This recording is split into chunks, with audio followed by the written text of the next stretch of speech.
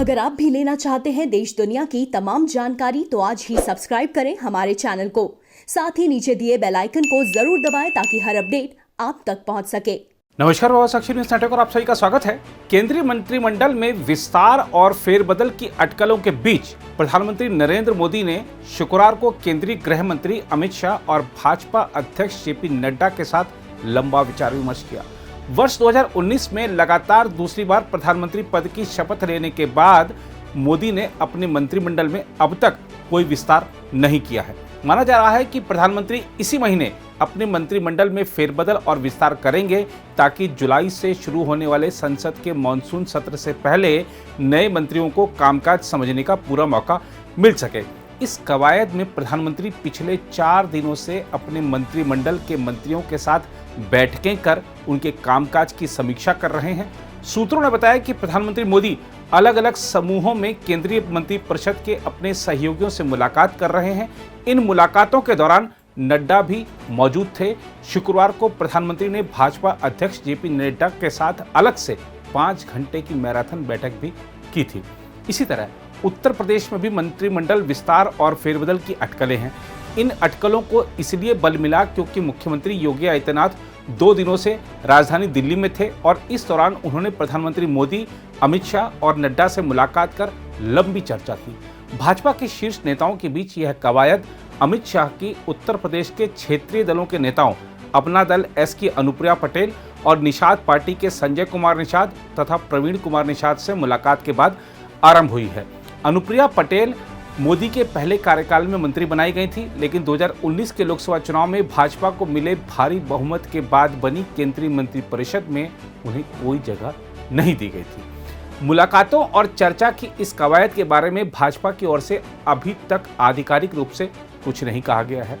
उधर मंत्रियों के कामकाज की समीक्षा बैठकें 7 लोक कल्याण मार्ग स्थित प्रधानमंत्री के आधिकारिक आवास पर हो रही हैं। मोदी के शीर्ष स्तर पर यह बैठकें ऐसे समय में हुई हैं जब देश में कोरोना महामारी की दूसरी लहर में संक्रमण के मामलों में कमी आई है। इस लहर के दौरान सरकार को आलोचनाओं का भी सामना करना पड़ा।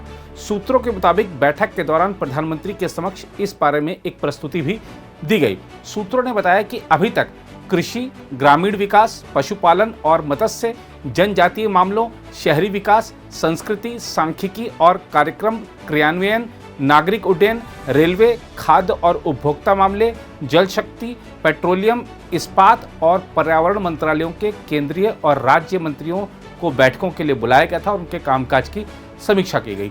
सूत्रों ने बताया कि इस प्रकार की बैठकें अभी अगले कुछ और दिनों तक चलेंगी। उत्तर प्रदेश के मुख्यमंत्री योगी आदित्यनाथ ने भी प्रधानमंत्री मोदी, अमित शाह और नड्डा से अलग अलग मुलाकातें कर लंबी चर्चा की है। उनकी इस मुलाकातों को उत्तर प्रदेश विधानसभा चुनाव की तैयारियों से जोड़कर भी देखा जा रहा है। उधर हाल के दिनों में पश्चिम बंगाल में विपक्ष के नेता शुभेंदु अधिकारी ने भी प्रधानमंत्री से मुलाकात की है। इस मुलाकात के 2 दिनों के बाद ही भाजपा के राष्ट्रीय उपाध्यक्ष मुकुल राय वापस तृणमूल कांग्रेस में लौट गए। 4 साल पहले उन्होंने तृणमूल कांग्रेस छोड़कर भाजपा का दामन थामा था। हाल ही में संपन्न पश्चिम बंगाल विधानसभा चुनाव में पार्टी को अपेक्षाकृत परिणाम नहीं मिले थे।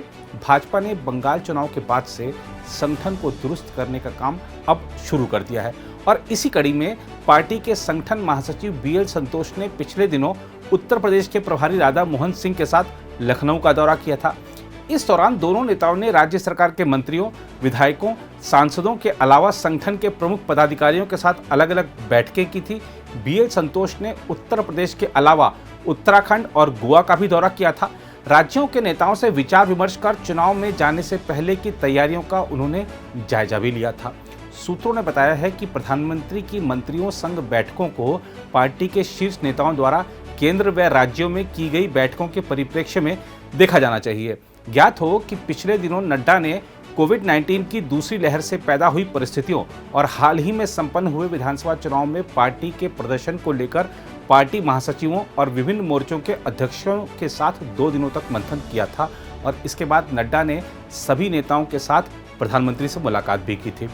अगले साल की शुरुआत में उत्तर प्रदेश, उत्तराखंड, पंजाब, मणिपुर और गोवा सहित 5 राज्यों में विधानसभा के चुनाव होने हैं। इन चुनाव में पार्टी के बेहतर प्रदर्शन को लेकर भाजपा का शीर्ष नेतृत्व अपनी तैयारियों में जुट गया है।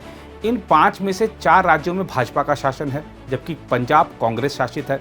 इन 5 राज्यों के बाद साल के अंत में गुजरात और हिमाचल प्रदेश के भी विधानसभा चुनाव होने हैं। इन सभी राज्यों में भाजपा को अपनी सरकार बचाने की चुनौती होगी, इसीलिए पार्टी ने कवायद तेज कर दी है। उधर अगर भारत में कोरोना की स्थिति को देखें तो देश में कोविड-19 के रोज आने वाले नए मामले लगातार 5वें दिन 1 लाख के आंकड़े से कम हैं और 70 दिन में सबसे कम 84,332 नए मामले दर्ज किए गए हैं। केंद्रीय स्वास्थ्य मंत्रालय के शनिवार सुबह 8 बजे तक के आंकड़ों के अनुसार नए मामले आने से संक्रमण के कुल मामले बढ़कर 2,93,59,155 हो गए हैं। इस महामारी से 4,002 और लोगों के जान गंवाने से मृतकों की संख्या 3,67,081 पर पहुंच गई है।